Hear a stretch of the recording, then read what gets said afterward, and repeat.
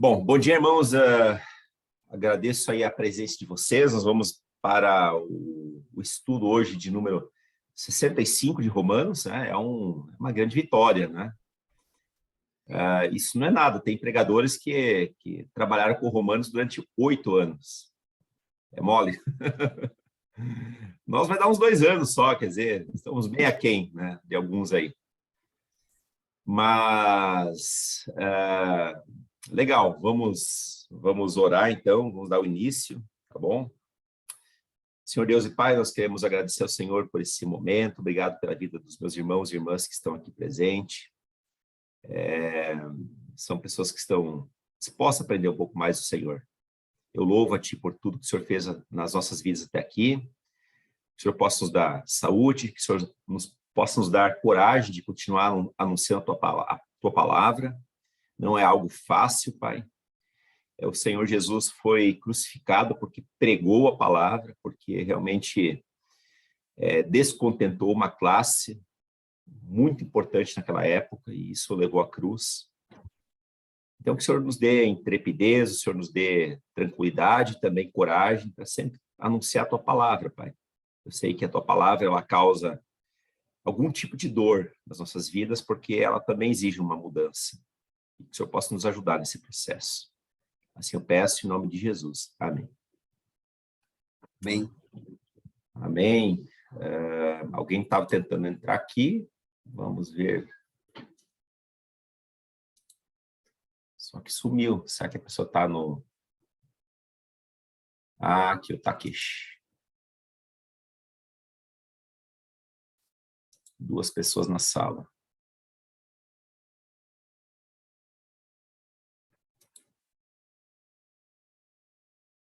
Tá. Joia. Bom, hoje nós vamos concluir Romanos capítulo 13, que são os últimos versículos. Tá?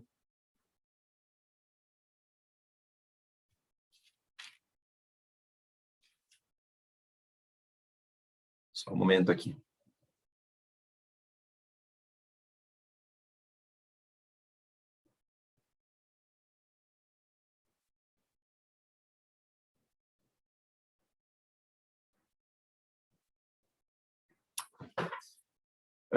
Ok. Romanos capítulo 14, Romanos capítulo 13, versos 11 até o 14, até o final. O texto nos diz o seguinte: façam isso compreendendo o tempo em que vivemos. Chegou a hora de vocês despertarem do sono, porque agora a nossa salvação está mais próxima do que quando cremos. A noite está quase chegando. Melhor, a noite está quase acabando. O dia logo vem.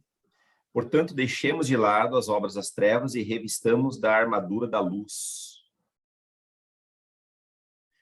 Comportemo-nos com decência como quem age à luz do dia, não em orgias e bebedeiras, não em imoralidade sexual e depravação, não em desavença e inveja.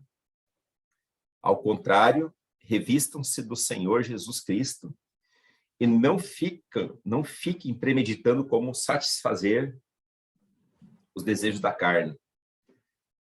É um texto pesado, né, irmãos? É um texto pesado. Ele diz, façam isso compreendendo o tempo que vivemos. Quer dizer, ele vai concluir o capítulo 14, e façam isso, esse verbo, ele tem o objetivo de fazer uma ligação com os primeiros versículos, tá? Ele vai trabalhar no capítulo 13 sobre a sujeição às autoridades, tá? As autoridades civis, e também a nossa relação com o próximo.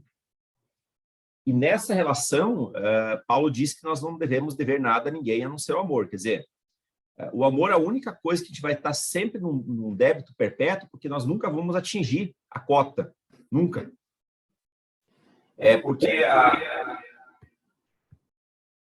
Porque a régua é muito alta. A régua é muito alta. É Deus que estabeleceu a régua do amor. Então, não tem como. Eu sempre vou ser um devedor. Então, já que eu não posso ser devedor de nada, e aqui nós falamos um pouco semana passada sobre a questão de dívidas, né? Sobre você não ficar se comprometendo com coisas que não se pode pagar, essa coisa toda, né? E ele vai falar assim, não adultera, não furta, não cobiça, quer dizer, ele retrabalha aqui, né? Ele revisita os 10 mandamentos, né? E aí ele vai começar o próximo versículo dizendo, façam essas coisas. Assim, portanto, o amor é o cumprimento da lei, façam essas coisas. Quer dizer, não devam nada a ninguém, cumpram com a lei do amor, né? Façam essas coisas compreendendo o tempo em que vivemos. Tá? Então, tem uma razão. É que é importante essa retomada, porque originalmente o texto sagrado ele era um texto único, você não tinha ali versículo, você não tinha capítulo. Isso surgiu 1000 anos depois de Cristo. Quando monges, né, resolveram mapear o texto bíblico, e para isso eles usaram capítulos e versículos para facilitar a nossa vida. Tá? Mas antes era um texto, uma redação corrida. Então, só que você tem a facilidade de encontrar facilmente os textos, né? E essa coisa de você mapear por versículos e capítulos não é uma coisa só da Bíblia, não. Textos filosóficos antigos também são. Isso é uma prática antiga, bastante comum. Mas também ela traz um problema, porque às vezes você acaba lendo aquele versículo achando que ela é um todo separado, quando não é. Ela faz parte de algo maior, né? E aí ele vai dizer o seguinte, façam isso compreendendo o tempo que vivemos. E aí ele vai trabalhar sobre questões, mais uma vez, comportamentais, né? Eu estava conversando com o Márcio de manhã, assim, olha, 80%, 90% da Bíblia, assim, chutando, né? Claro, são orientações de cunho moral. Por isso que eu falei ontem no culto que a igreja cristã é uma igreja moral, sobretudo, né? Não de moralistas. Tem uma diferença. Tá? O moralista é aquele cara que exige, né? Mas ele mesmo não faz. Ou talvez, pior, ele faz o contrário. Tá? Moral porque você tem os 10 mandamentos, porque você tem todo o desdobramento da lei, porque você tem toda uma expectativa de Deus em relação ao nosso comportamento. Um comportamento que tem a ver o nosso comportamento em relação ao próprio Deus e também em relação aos cristãos e aos não cristãos desse mundo. Tá? E nesse sentido, a palavra sempre vai ser dura. Ela nunca vai ser macia. Ela nunca vai ser macia. Ela sempre vai ser dura. Por quê? Porque a palavra de Deus ela sempre vai confrontar a minha vida, vai me confrontar com a minha natureza pecaminosa. Vocês compreendem isso? Então, ela sempre vai ser dura.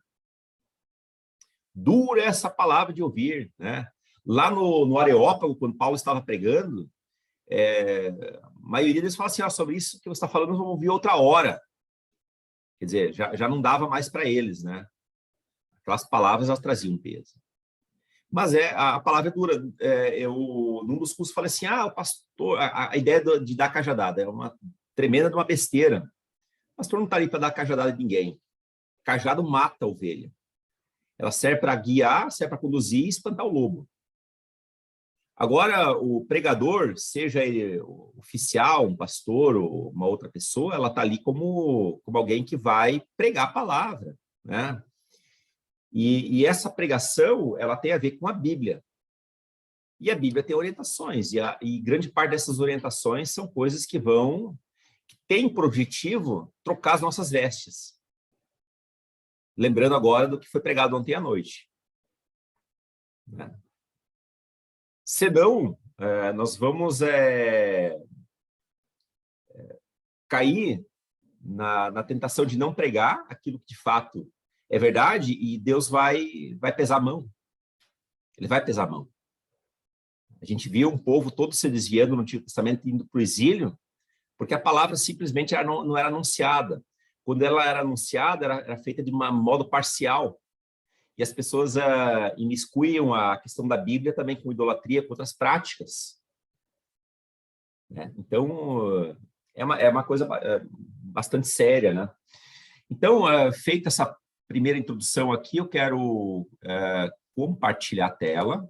Nós temos bastante assunto hoje para o desespero do Márcio Velar. Eu acho que só vamos acabar aqui umas 11 horas da manhã.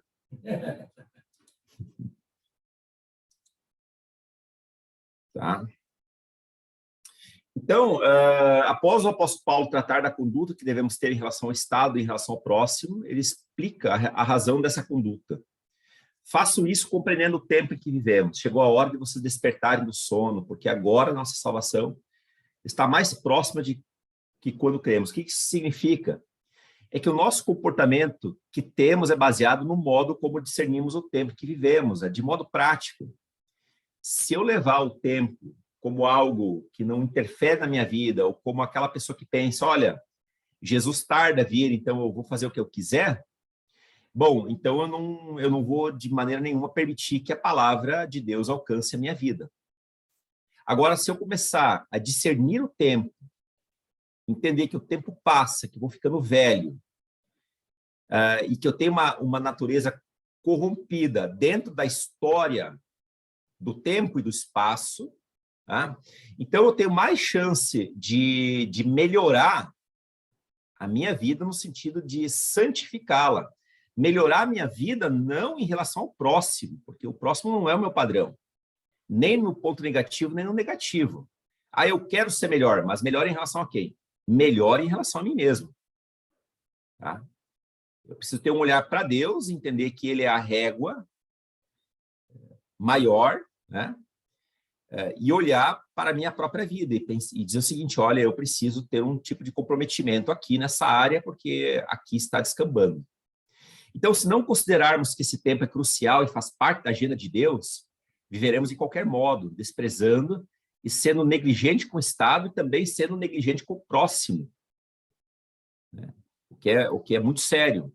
Então, de outro modo, se compreendermos o tempo como algo essencial, então nossa conduta será norteada com princípios estabelecidos por Deus. Porque Deus estabeleceu o tempo, Deus estabeleceu o espaço, e Deus também estabeleceu o modo de vida nesse tempo que eu tenho, nesse espaço em que eu vivo. Infelizmente, o pecado, ele destruiu, ele invadiu cada célula do meu ser. Então, por essa razão, eu sempre tenho que estar sendo chamado de volta, né? Eu sempre preciso ser lembrado da minha natureza caída, mas de uma natureza que está em constante transformação e que pede, que clama por transformação.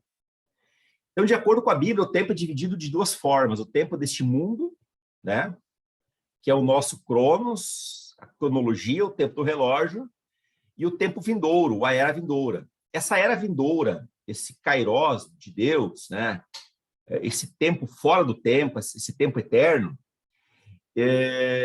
isso já foi inaugurado na primeira vinda do Senhor. Interessante. Existe um kairos que invade o cronos, né? Existe o tempo de Deus que invade a nossa própria história. Só que esse tempo, ele vai ainda ser consumado na sua segunda vinda. É por isso que ainda, na medida que eu envelheço, as rugas vão aparecendo, o meu corpo ele vai se degradando aos poucos, porque eu ainda estou sujeito às vicissitudes desse tempo, às dificuldades desse tempo. Então, nessa ocasião, no momento da parousia, parousia significa exatamente segunda vinda de Cristo, a era presente será totalmente tragada pela era vindoura. Significa o quê? Significa que nós não vai ter o tempo cronológico. Nós podemos jogar o nosso smartwatch fora, ele não vai ser necessário, porque o tempo vai ser outro. E então ali haverá o cumprimento daquilo que Apocalipse vai chamar de novos céus, nova terra. Nas palavras do apóstolo, aqui há uma urgência que se faz notória. Nossa salvação está mais próxima de que quando cremos. Logo, precisamos acordar do sono espiritual.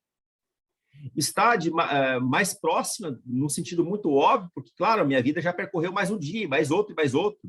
E na medida que o tempo cronológico ele vai passando, né? Essa espera por Cristo, seja a vinda dele ou a própria morte, ela também vai se abreviando, mas tem um outro sentido que eu vou já retomar, mais no final aqui.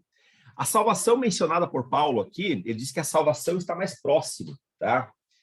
A salvação mencionada por Paulo refere-se, nesse caso, à glorificação, que é o terceiro estágio da salvação. Irmãos, a salvação, ela envolve basicamente 3 tempos importantes, 3 estágios, vamos chamar assim. O primeiro estágio da salvação, que é a salvação inicial, é o momento em que na hora que eu aceito Cristo, eu sou justificado, eu sou tornado justo, eu sou perdoado pelos meus pecados. Se naquele momento eu morrer, como foi o caso do ladrão na cruz, eu sou salvo. Por quê? Porque eu fui justificado. A penalidade que estava reservada para a minha vida não repousa mais sobre mim. Toda ela foi em Cristo. Então, fomos justificados. Esse é o primeiro estágio. Isso acontece uma vez na vida. O segundo estágio é aquilo que nós chamamos de santificação. Ela começa no primeiro estágio e ela vai por toda a vida, até o último suspiro, tá? Isso é a santificação. Santificação é o processo pelo qual todo crente precisa passar, de modo a ele se parecer mais com Cristo na sua vida, na sua conduta, no seu modo de pensar. Tá? Inclusive, tem um livro antigo chamado Em Meus Passos, o que faria Jesus. E o terceiro estágio, que é o estágio que o apóstolo Paulo está falando aqui, façam isso compreendendo o tempo que vivemos, chegou a hora de vocês despertarem do sono, porque agora nossa salvação está mais próxima. Essa salvação mais próxima é aqui a glorificação. Tá?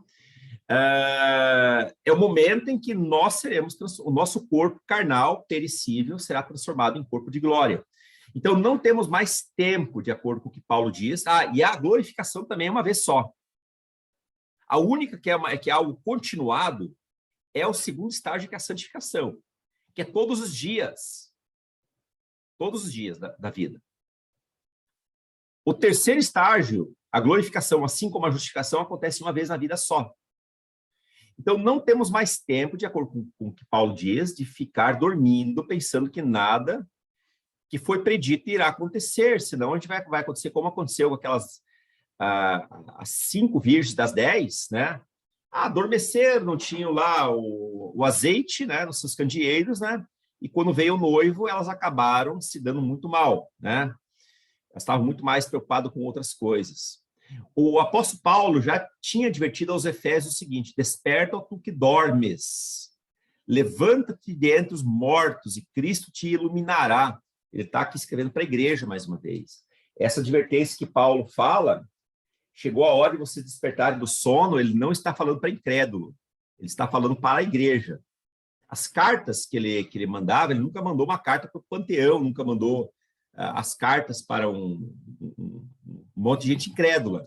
Todas as cartas, todas as advertências sempre foram mandadas para as igrejas. E todas as cartas, sem exceção, sempre foram lidas nos cultos públicos, nos cultos de celebração. Todas elas. Tá? Isso é uma prática que nós temos que continuar. Do contrário, a gente vai ficar fazendo culto para melhorar a autoestima da pessoa, essa coisa toda. A intenção da Bíblia nunca é melhorar a nossa autoestima. O objetivo da Bíblia é melhorar a nossa relação com Deus e com o próximo. E, claro, isso acaba, de alguma maneira, também afetando a nossa autoestima, porque se você tem a consciência de que você, em relação a Deus, em relação ao próximo e a si mesmo, a tua autoestima acaba sendo mais equilibrada, né, por consequência, tá? Então, a advertência nos mostra que não podemos ficar anestesiados, vivendo em um profundo sono, diante da presente era, até porque a vinda do Senhor não pode nos tomar de surpresa, uma vez que ele virá de modo inesperado como um ladrão. Também toquei nesse assunto ontem. Nós não sabemos, né? Tem gente aí, às vezes, botando data, fazendo cálculo. Esses caras, eu acho que nunca leram a Bíblia direito, né? Porque em nenhum momento o texto sagrado nos manda colocar data, fazer cálculo, com base na semana de Daniel, com base nos tempos que a gente vive, isso não existe, tá? Não existe. Então, e é justamente porque nessa espera nós temos a chance de melhorando a nossa conduta. Não uma melhora de conduta para sermos salvos, porque isso já aconteceu, já fomos justificados, mas justamente para que nós sejamos, sim, santificados e que possamos também ser encontrados com as nossas vestes adequadas quando o noivo vier. A indiferença e o pecado geram torpor espiritual, né? O pecado, ele tem um poder de cauterizar a nossa consciência. Quem já sofreu algum tipo de queimadura um pouco mais grave em alguma parte do corpo, você tem uma insensibilidade ali. Por quê? Porque destruiu aquelas células nervosas. Algumas não voltam mais, né? Então, está recoberto de pele, mas você não tem isso. A própria lepra, o que mata o cara não é a lepra em si, mas é porque ele vai se batendo nas coisas, e ele não sente. Né? Quem tem a hanseníase, né? Ter mais moderno, a lepra, ele não sente. Então, ele vai morrendo por conta das complicações decorrentes dessa vida, de insensibilidade que ele tem. Né? E é exatamente por essa razão que o pecado ele é muitas vezes comparado com a lepra. Tá? Exatamente por isso, porque ela vai tornando a gente insensível, né? E a gente vai perdendo a noção das coisas, nossa noção em relação a Deus, as pessoas, o que somos no mundo. Daqui a pouco nós nos sentimos imortais, né? Isso é muito triste. Então, a indiferença e o pecado gera esse torpor espiritual que leva ao sono e, consequentemente, a falta de discernimento, inclusive a falta de discernimento do próprio tempo. Desse modo, o Filho de Deus não pode viver em prática de pecado, que anestesiam sua consciência e lhe roubam a percepção espiritual. O cristão vai pecar muitas vezes, nós temos a possibilidade de não pecar.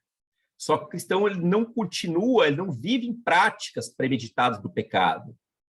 Tanto é que ele vai falar assim, não ficam premeditando formas de pecar, formas de dar satisfação à carne, no final desse capítulo. O Champlin, que é um dos comentaristas que de vez em quando me apoio nele, ele diz o seguinte: entende-se aqui por sono um estado de estupor mundano, de descuido, negligência ou de simples insensibilidade ou indiferença para com as realidades espirituais. Esse descuido, essa negligência, esse torpor, a gente não sente só na área espiritual. É uma coisa que vai invadindo todas as áreas das nossas vidas, né? Quando você perde o primeiro amor no casamento, quando você perde o primeiro amor no seu trabalho, quando você perde o primeiro amor em Deus, a sua vida vai criando verdadeiras rupturas, e algumas você não consegue consertar mais depois. Quer dizer, aquele marido que era tão afetuoso, tão querido, tão bacana, que se ajeitava para a esposa, ou vice-versa, né? Agora ele entra num estado de negligência, de descuido, né? Porque aquela ideia assim, eu estou com o casamento garantido, agora eu posso fazer o que eu quiser. Amados, salvação é uma coisa muito séria, né? E a gente não pode viver achando que está tudo certinho na minha vida. Não está tudo certinho.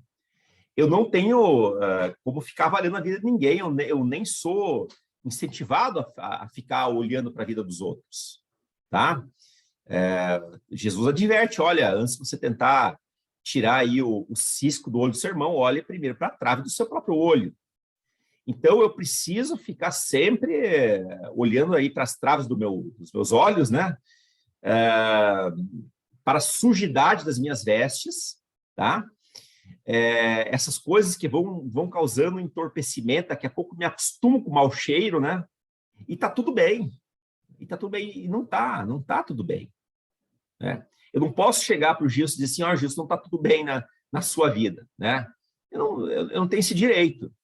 Exceto se algum irmão for, digamos assim, flagrado por uma questão de pecado, e a Bíblia tem as ferramentas, né? Vai lá e fala com ele, você e somente ele, né?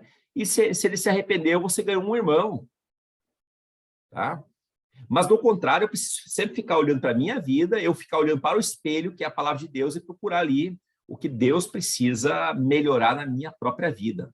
Isso não significa me tornar um fanático, não significa me tornar uma pessoa triste com a vida, antipática, né? Pelo contrário, né?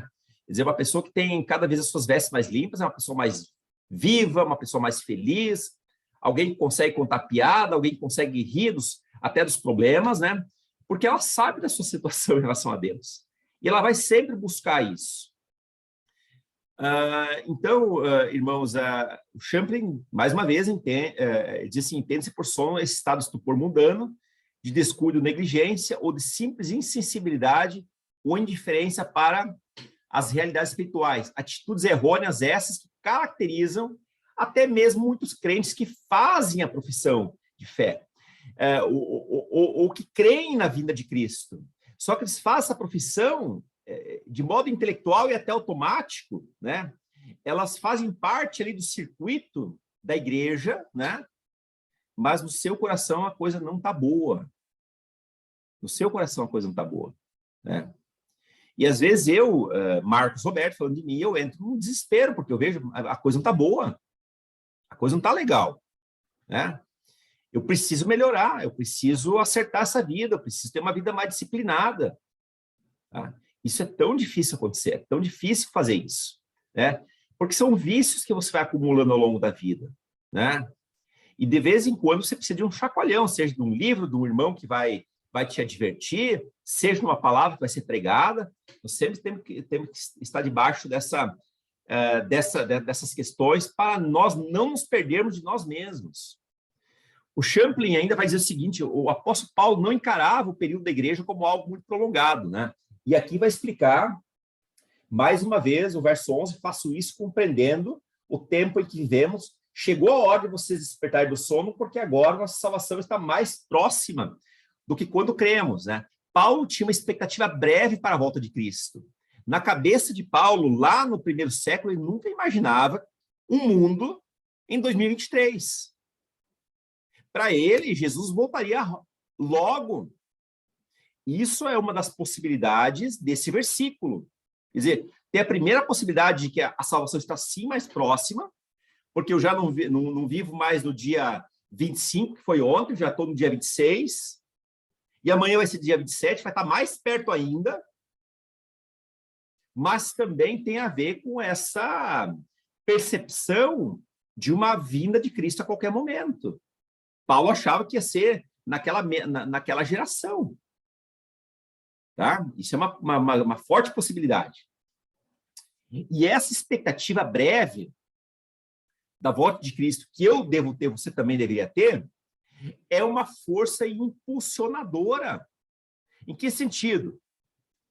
No sentido de que essa força impulsionadora da vinda de Cristo, ela vai caracterizar a minha própria vida em atitude de amor.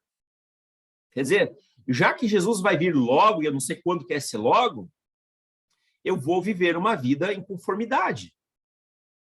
Ok? Eu vou viver essa vida em conformidade. Não vou ficar pisando na bola. Eu vou amar mais o irmão. Eu vou ser civilmente responsável no estado em que eu vivo. Porque Cristo está voltando. Então, isso gera na minha vida uma prática ética bem interessante, pelo menos deveria gerar. Então, diante dessa volta iminente, os cristãos não fugiram das cidades para lugares solitários, né? Ainda que nós temos no curso da história, irmãos, sobretudo na virada dos milênios, de pessoas que vendiam tudo, iam ou davam, né, se livravam das coisas, iam para os vales, para as montanhas, para o deserto, para esperarem a vinda de Cristo, né? Achando que a virada ali do milênio seria um fator determinante ali para a vinda de Cristo. Essas coisas não aconteceram. Não é assim que funciona, até porque nós temos uma datação do calendário gregoriano que sofre um descompasso real. Nós provavelmente estamos 4 anos ali num descompasso com aquilo que deveria ser o correto. Tá? Jesus não teria nascido ali no ano 1, ele teria nascido no ano 4 antes de Cristo, tá certo? Então, muda um pouco essa questão de calendário para uma questão técnica. Tá? Então, a vinda de Cristo, a iminência da vinda de Cristo, é um incentivo para que eu viva uma vida de acordo com a vontade de Deus. Tá? Muito bem. Eles, enquanto esperariam o Senhor, viveriam suas vidas, cuidando dos seus negócios, pagando suas dívidas, impostos, né? Não é porque Cristo vai voltar amanhã que eu vou deixar de pagar meus compromissos, né? Eles seriam simpáticos aos seus vizinhos e sendo leais aos governos e magistrados. Sendo leais aos governos e magistrados. Não é porque Cristo está vindo que eu vou viver uma vida de qualquer jeito. Muito pelo contrário. O verso 12 diz: a noite está quase acabando, o dia logo vem. Portanto, deixemos de lado as obras das trevas e revistamos-nos da armadura da luz. A noite está quase acabando. É justamente quando o dia está para começar que dá a impressão que a noite ainda é mais escura, a alta madrugada. Paulo adverte que o velho tempo das trevas está passando. Por isso ele diz que a noite está acabando. Mas uma nova era está vindo. O dia logo virá. O dia está para nascer. Não sabemos quando Cristo consumará o seu reino, mas somos advertidos de abandonarmos as obras das trevas e revestirmos da armadura da luz, a fim de não sermos pegos de surpresa, porque a noite está acabando. Achamos que a noite vai durar muito tempo ainda, mas não, logo ela vai ser substituída pelo dia. O sol da justiça vai governar com toda a sua intensidade por toda a eternidade. O vocábulo aqui, noite, é apropriado para descrever o período de pecados, enfermidades, desespero, ódio entre os homens, bem como da ignorância sobre a lei de Deus. Né? Então, noite, treva, aqui é exatamente para designar essas questões. Possivelmente, esperamos um período de noite ainda mais escuro, com sofrimento e caos, com o governo anticristo, antes que o dia venha. Quer dizer, antes que o dia venha, nós vamos ter um tempo muito mais escuro nessa grande madrugada. E esse tempo mais escuro, ele vai, digamos assim, antever, ou quase que prenunciar a vinda de Cristo. Quer dizer, o fogo, né, das calamidades vai ser ainda mais quente, tá certo? Então, se achamos que vivemos um tempo ruim agora, né, espera para ver o que vai acontecer um pouco antes da vinda de Cristo. O nascer desse dia irromperá com o sol da justiça, que se erguerá com cura nas suas asas. Somos advertidos a abandonar as obras das trevas. Paulo diz aqui, portanto, deixemos de lado as obras das trevas e revistamo-nos da armadura da luz. Né? Paulo, inspirado por Deus, escreveu isso. Tá? Somos incentivados, somos advertidos, né, uma palavra mais forte aqui, a abandonarmos as obras das trevas, as obras da escuridão. Quem vive de dia usa roupas de acordo com o momento. Do mesmo modo, o cristão não deve andar vestido com trajes imundos às trevas. Imagina alguém chegar na sua casa em plena terça-feira, às 11 da manhã, né, e você está ali de trajes sumários, de um pijama, ou coisa assim, né? Ou aquela camiseta do vereador da última eleição toda rasgada, né? Quer dizer, não é exatamente o tipo de veste para uma segunda, uma terça-feira, né? Vai usar isso à noite. Tá? Então, quem vive de dia usa as roupas de acordo com o momento. À noite, segundo Champlin, de modo literal aqui, é o tempo, né? É o tempo em que os homens, em geral, praticam coisas desviadas, desonestas, violentas e vergonhosas, né? Muitos falam de um jeito muito malicioso, olha, a noite é uma criança, quer dizer, a noite ela perdura muito, eu posso aprontar à vontade. E nesse caso, né, muito mais no passado, mas ainda hoje também, a escuridão contribui para ocultar essas práticas. Práticas violentas, práticas desonestas, práticas vergonhosas. É justamente sobre o abandono de tais práticas que somos advertidos. Champlin ainda diz que, no sentido espiritual, a noite significa a alma não iluminada dos homens, que são criados, ensinados e sentem prazer na perversão, sentem prazer em ter uma vida aqui pervertida. E aí, verso 13, comportemo-nos com decência como quem age à luz do dia, não em orgias, bebedeiras, nem em imoralidade sexual e depravação, não em desavença e inveja. Isso mesmo no tempo dos grandes filósofos, né? Já em Platão e outros, mas também numa filosofia chamada filosofia de periferia, que eram os estoicos, que já nasceram 2, 3 séculos antes de Cristo, mas que foram contemporâneos de Cristo. Eles tinham grandes listas de vícios e virtudes, tá? Então, eles usavam essas listas, né? E eles analisavam a própria vida deles com base nessas listas de vícios e virtudes. Hoje entendemos por vício aí fumar, beber e tal. Não, vício é tudo aquilo que, de alguma maneira, faz mal para a minha vida. Quer dizer, a maledicência, a imoralidade sexual, bebedeiras também, né? Fofoca, né? Maus pensamentos são vícios. São vícios. E Paulo, então, vai fazer uma pequena lista aqui nesse versículo de apenas 6 vícios, né? Dividido aqui em 3 grupos, dizendo o seguinte: comportemo-nos com decência como quem age à luz do dia. Por quê? O que seria comportar com indecência? Indecência vem em orgia, bebedeira, imoralidade sexual e toda essa questão, inclusive em desavença e inveja. Então, ele chama atenção aqui para que aqui, nesse caso, é uma tradução melhor, andemos dignamente. A NVI vai trabalhar aqui, comportemo-nos com decência, né? Mas tem versões que vão dizer o seguinte: andemos dignamente. A aplicação da palavra é a mesma, ela não distorce o texto, só que se andar dignamente, ela dá uma ênfase maior. Tá? O comportemo-nos com decência, ele já meio que aplica a ideia de andar dignamente. Como que eu ando dignamente? Eu ando dignamente me comportando com decência. Então, esse andar, esse ato de andar lembra uma ação. Eu vou andando, né? E Paulo vai usar essa ideia de andar, essa metáfora, por mais de 30 vezes nas suas cartas. Os demais autores juntos vão usar mais ou menos umas 15, 16 vezes. Mas Paulo usa mais do que 30 vezes essa ideia de andar. Porque o andar é um hábito que a gente tem toda a vida. Qualquer pessoa entende o que significa andar. Quem anda procura evitar quedas, ele se desvia de obstáculos, se desvia de coisas que possam levá-lo a uma queda. E também no sentido de evitar essas quedas. E a queda aqui, a ideia de evitar a queda é andar justamente de modo decente e um modo digno. Então, para isso, as obras das trevas, elas precisam ser abandonadas. Por quê? Porque as obras das trevas, elas representam o obstáculo na vida do cristão.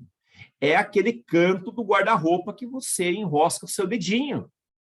Tá? E isso aqui é comparado às obras das trevas. Então, você tem que andar de olho aberto e andar, né, na luz do dia, sempre com as vistas bem boas, né, assim, em ambiente bem iluminado, para que você não tropece, porque isso vai gerar dor na vida.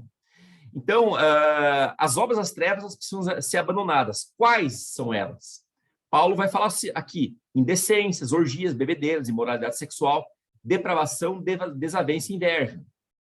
Essa lista, irmãos, não esgota tudo que devemos abandonar, mas fornece um bom caminho, é uma boa orientação. Quer dizer, eu estou vivendo uma prática dessas aí, é melhor abandonar logo.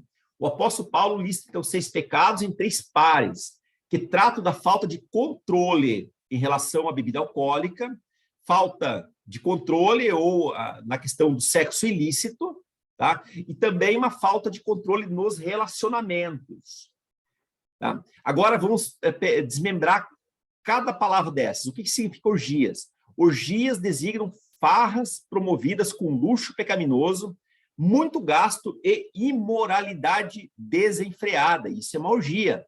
Originalmente, as orgias eram procissões ou cortejos festivos, um verdadeiro carnaval que os gregos faziam em honra a Dionísio. E nessas festas, né, rolava de tudo, desde a gula, bebedeira, mas também a questão da imoralidade sexual em plena luz do dia. né, até de maneira pública, né?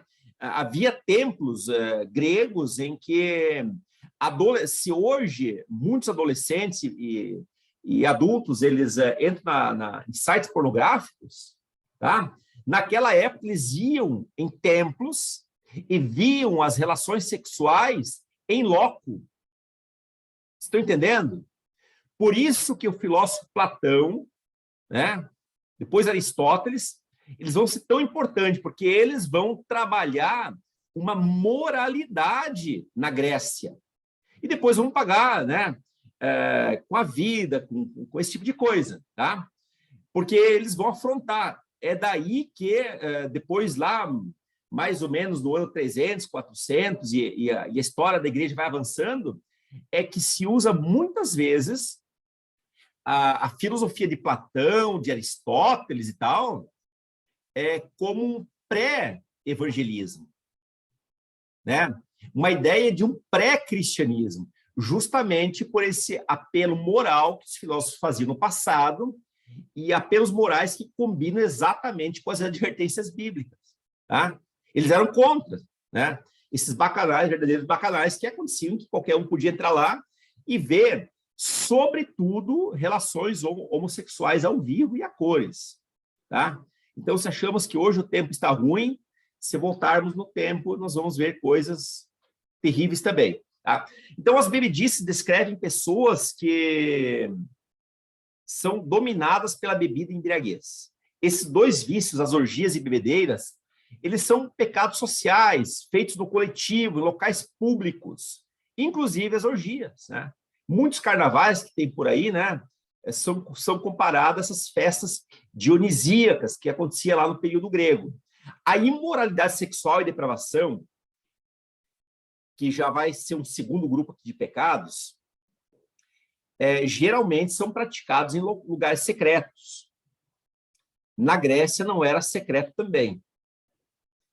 E fazem parte de um segundo grupo.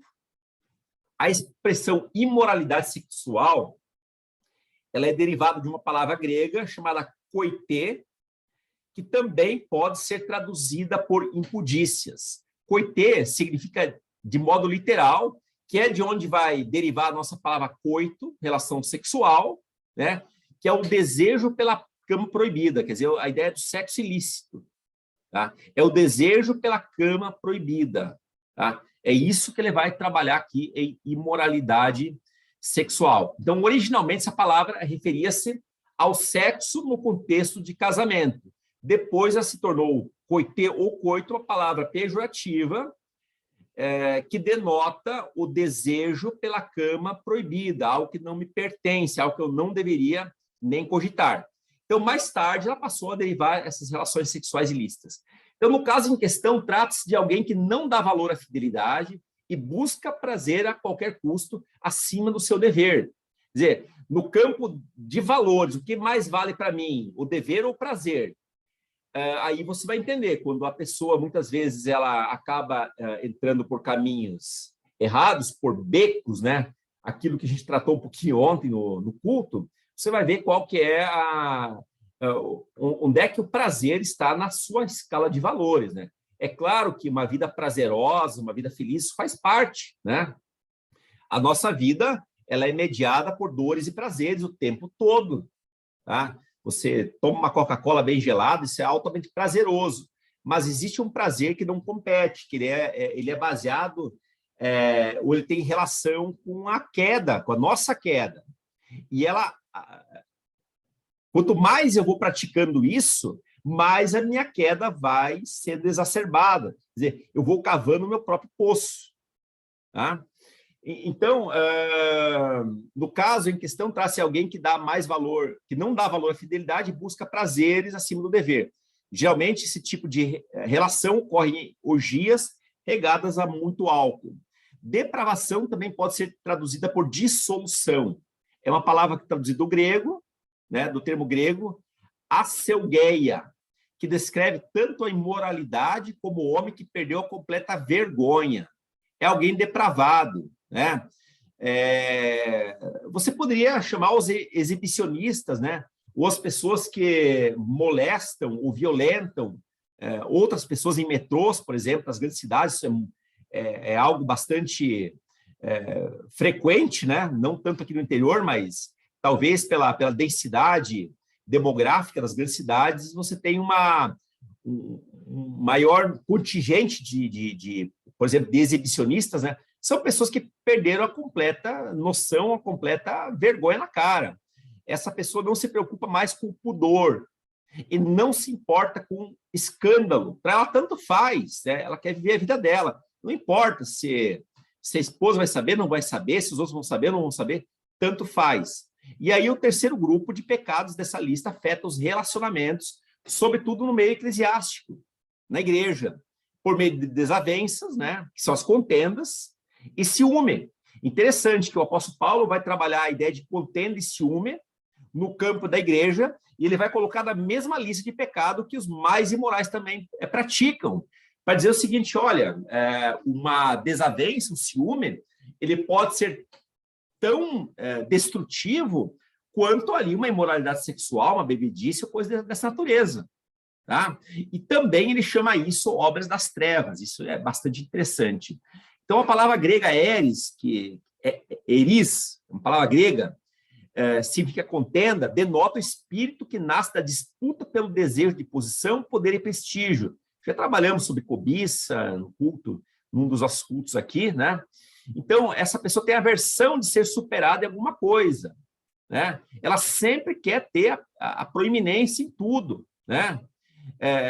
Digamos assim, é o chefão, né? Que pede a opinião para o outro, mas não quer ouvir a opinião do outro, quer ver a própria opinião na boca do outro, né? Uma piadinha que eu vi essa semana aí, mas tem tudo a ver com uma ideia narcísica, em que eu me sinto superior ao outro, eu quero que o outro sempre concorde comigo, né? Sem ter base, sem ter referência para isso. Então, por fim, o ciúme ou a inveja denota pessoas que não se contentam com o que têm, mas sempre têm os pertences dos outros, né? Desde as coisas como o cônjuge do outro, ele sempre tem na mira da sua própria visão, porque ele deseja aquilo. E ele deseja não somente ter, mas ele deseja a aniquilação do outro, para ele ter aquilo que o outro tem, e ele deseja que pertence agora a si. Então, se discernirmos o tempo, viveremos em conformidade com a expectativa de Deus. Paulo chama atenção aqui para o nosso comportamento. E esse comportamento deve ser decente, como quem age à luz do dia. Significa que não basta estarmos acordados, mas precisamos nos despir de todas as obras das trevas. Devemos viver aqui como quem vive de dia, não se escondendo. E agora, o último versículo é o mais curto, né? Pelo menos em termos de comentário. Ao contrário, revistam-se do Senhor Jesus Cristo e não fiquem premeditando como satisfazer os desejos da carne. Ontem eu falei na mensagem sobre alguém que estava despido das vestes reais, ela estava ali com vestes imundas, né? Ela não passou ali para pegar as vestes, ela não foi revestida com as vestes da justiça para estar naquele banquete, ela foi expulsa, né? Aqui Paulo vai dizer, revistam-se do Senhor Jesus Cristo e não ficam premeditando como satisfazer os desejos da carne. Paulo, mais uma vez, é enfático ao afirmar que as roupas imundas do pecado devem ser deixadas de lado. Elas produzem mau cheiro. Só que quem lida o dia inteiro com mau cheiro se acostuma com aquilo. Agora, pessoas que vivem uma vida santa rapidamente sentem. E quando a sua vida é colocada debaixo da orientação de Deus, você vai sentir o mau cheiro também. Vai sentir o mau cheiro. Pessoas que fazem um trabalho, por exemplo, trabalham na questão da limpeza. Vamos pegar as pessoas que limpam a nossa cidade, né? Que trabalham nos caminhões aí, recolhendo lixo. A criança perguntou ao pai assim, pai, esses caras são os caras as pessoas do lixo? O pai responde, não, as pessoas do lixo somos nós. Essas pessoas são as pessoas da limpeza, né? E isso é verdade, quer dizer, isso nos faz lembrar o seguinte, as pessoas se acostumam com o cheiro em algum momento. Elas se acostumam. Mas se em algum momento elas tomarem um banho, elas ficarem bem, quando elas forem novamente se submetidas ao mau cheiro, elas vão acabar sentindo. Elas vão acabar sentindo. Então, devemos nos revestir do Senhor Jesus. Quem se reveste de Jesus fica semelhante a ele, portanto, não premedita como satisfazer os desejos da carne. Revestir-se do Senhor Jesus significa uma transformação moral do íntimo que segue os moldes da personalidade de Cristo. A questão é que o pecado distorceu todas as áreas da nossa vida. E quando eu me converto para ficar parecido com Jesus. Não para ser um cristão sisudo, não para ser uma pessoa amargurada, não para ficar demonstrando infelicidade. Jesus fala, olha, quando você for jejuar, lave a cara, em outras palavras, lava a cara, penteia o cabelo, fique bem, pareça alguém normal, para que os outros não percebam que você está jejuando. Não fica fazendo aquela cara de beato. Não precisa disso. Viva uma vida condizente. Imagino que Jesus era uma pessoa extremamente simpática, querida, né? Ele atraía até crianças, muito diferente daqueles sisudos fariseus, né? Que o circundavam tentando catar algum erro na vida dele para depois denunciá-lo, né? E como não tinham como fazer isso, né? Eles de fato inventaram, e aí a Bíblia diz, inclusive, contrataram vadios daquela época, né? Para levantar falso testemunho contra ele. Olha só que coisa absurda. Então, o pecado distorceu todas as áreas da nossa vida. Então, quando Paulo adverte sobre não premeditar como satisfazer os desejos da carne, é porque ele sabe que carne, que é a nossa natureza humana completa, pensamento, desejo, a própria carne em si, possui demandas que nem sempre estão alinhadas com a expectativa de Deus. Né? A nossa carne, o nosso corpo, ele ansia por coisas que Deus muitas vezes vai desaprovar. Né? E é esse tipo de coisa que Deus fala aqui para nós não ficar premeditando, pois essa natureza foi corrompida, a nossa natureza foi corrompida, mas ela está em processo de transformação, e um dia seremos glorificados, e um dia nós não teremos mais essas demandas. Trata-se, assim, de uma decisão racional e consciente que todo cristão precisa fazer no seu dia a dia, a fim de se tornar mais semelhante a Cristo. Então, todos os dias eu vou fazer isso. Eu vou acordar e vou orar a Deus, vou fazer meu devocional, vou falar o seguinte, Deus, o que o Senhor deseja que eu faça nesse dia? O que eu preciso evitar para ser alguém mais semelhante com o Senhor?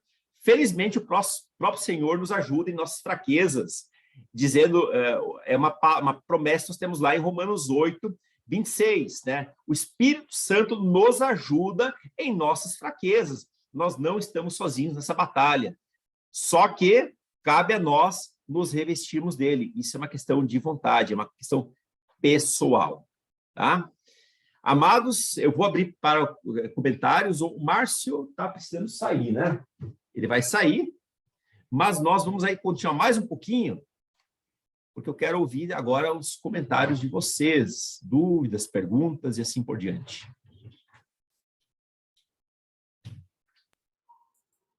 Você pediu para te lembrar a questão da gravação, tá? Tudo bem, eu vou já tirar aqui a gravação.